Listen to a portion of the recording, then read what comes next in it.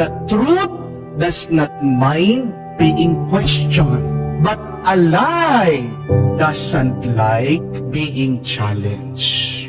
Kung totoo ang isang tao, kahit natanungin mo yan, hindi yan masasaktan. Kahit natanungin mo ang isang tao, pag totoo siya, hindi yan maapektuhan. Pero pag ang tao ay nagsisinungaling, iiwas yan, magwawala yan, magagalit yan, magre-react yan. Kaya nga po subukan nyo sa mga asawa nyo. Pag na-late yan sa pagdating, pag-uwi sa gabi, tanungin nyo. Pansinin nyo paano sumagot. Hindi mahalaga kung ano yung sagot niya, pero paano ba siya sumagot? Pag galit yan, pag uminit ang ulo, maghinala ka na. Hindi po ba? Kasi kung wala naman siyang ginagawa, nakaduda-duda, bakit iinit ang ulo niya? Kayo po, sa mga anak nyo, tanungin nyo, may boyfriend ka na? May girlfriend ka na? Pag galit yan, pagdudahan mo, may tinatago yan. Amen? Tanungin mo yung anak mo, saan ka pupunta? Pagsisigawan ka, pagtataasan ka ng boses, anong ibig sabihin? May tinatago, may ayaw sabihin sa iyo. Amen? Tanungin nyo yung mga opisyales nyo sa barangay kung anong ginagawa nila sa pera ng barangay.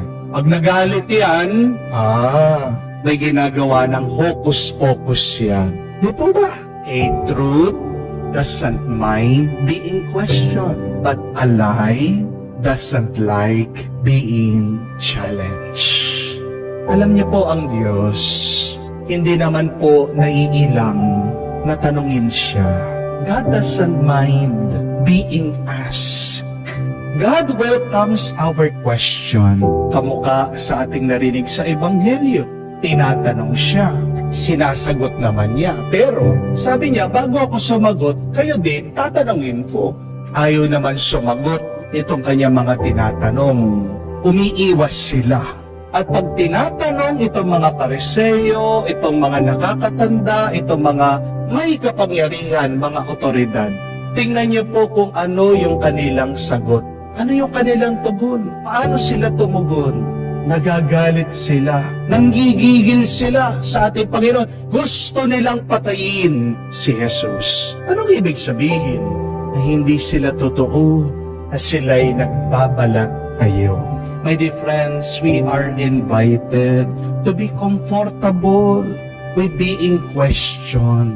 Wala namang masama pag ikaw ay tinatanong. Pero kung meron kang tinatago, sigurado, diyan magiging masama ang iyong loob. We should accept the questions in our life. We should accept the questioning from other people. We should be comfortable with questions in our life. Why? Because someday, we would face God, and God will also ask us a question. Bakit mo iniiwasan yung mga tanong sa buhay na ito? Kung darating ang pagkakataon, pag tayo ay nawala na sa mundo, ang Panginoon, tatanungin din tayo bago tayo makapasok sa langit. We should make a daily questioning, evaluation of ourselves. Ang tawag po dito ay daily examination of our conscience. Huwag mong hahayaan na lumipas, pagpatuloy ang iyong buhay, na hindi mo tinatanong kung ano ang nangyayari na sa iyong buhay. Because without questioning, without evaluating yourself, you will never improve, you will never grow, you will never progress. Amen?